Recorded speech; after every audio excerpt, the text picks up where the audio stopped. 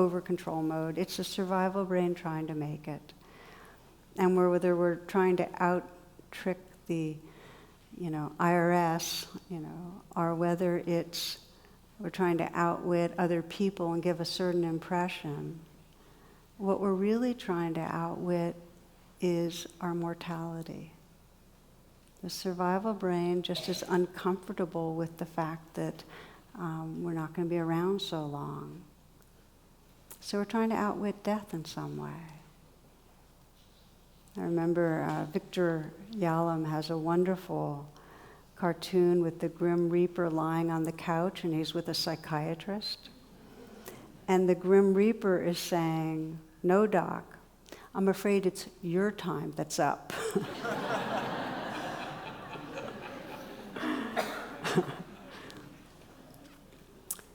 There's a really limited domain we can control. This is now down to reality. There's a limited domain, and it's totally appropriate for our ego, spacesuit self to try to control in that way. But we can't control aging and sickness and death, and we can control the inner weather systems, all the emotions that they just happen.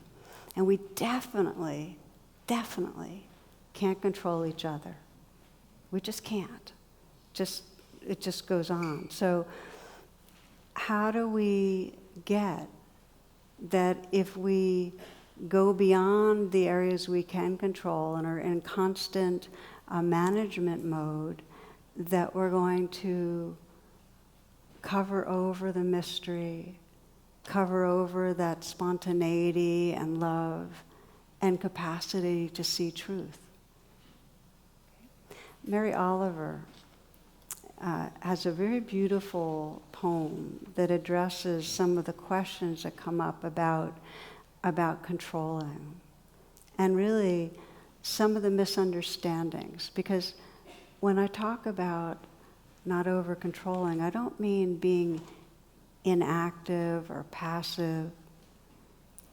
It's our nature to engage, and to engage passionately, to take care of ourselves as well as we can, and take care of each other. And to be happy and free, we need to know how to let go.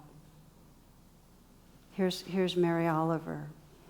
She says, "Everything I have ever learned in my lifetime leads back to this: the fires in the black river of loss, whose other side is salvation. To live in this world, you must be able to do three things: to love what is mortal, to hold it against your bones, knowing your whole life depends on it, and when the time comes to let it go, to let it go."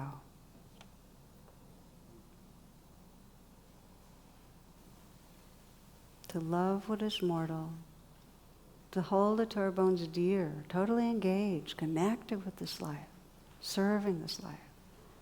And when it's time to let go, to let go.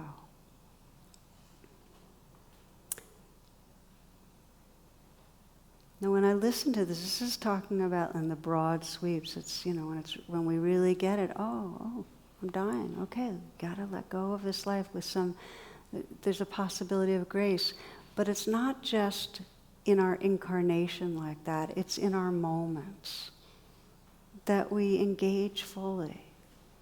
We manage what we can manage. We hold it to our bones. And in the moments, we learn how to let go and be. To stop being so busy. Stop holding so much.